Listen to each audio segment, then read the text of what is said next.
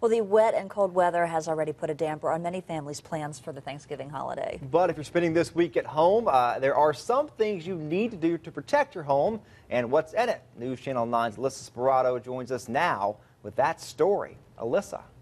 Good evening. Like Chief Meteorologist David Glenn just pointed out, the worst of the weather is yet to come. I've got advice from an avid gardener and a plumber about the steps you can take now to avoid a big mess later. Craig Walker works at the Barn Nursery. He says they've been busy moving plants like these indoors, but he says you don't necessarily have to do the same with yours. If it's something that's been in their landscape for years, not to worry. They don't need to worry about anything. If it was something that was just set out the other day that did have some tender growth on it, it might singe that new growth, but it's not going to hurt the plant as long as that plant was hardy for our zone. Worried about heavy downpours and snow? Walker says don't be.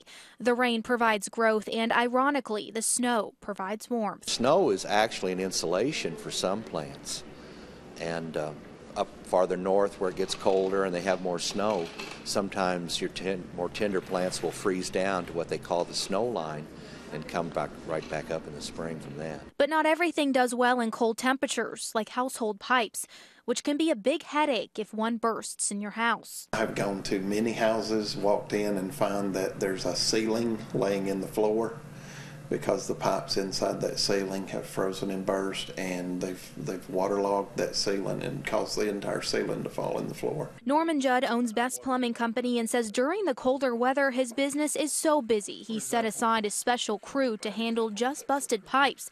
But you won't need to call them for an emergency fix if you do one simple thing: leave a faucet dripping. And because of that, the water sits in that pipe, and if water that sits in cold weather will freeze and bust. I mean, it will cause the pipes to burst. Another tip from Norman Judd: if your pipes do freeze and you're without water, turn on as many faucets as you can. He says that way it will give the water somewhere to go when those pipes do thaw out. If you do that, he says 90% of the time it works and you won't have to call a plumber. Now, you won't have to turn on that faucet tonight, but by the time Thanksgiving rolls around, you may want to.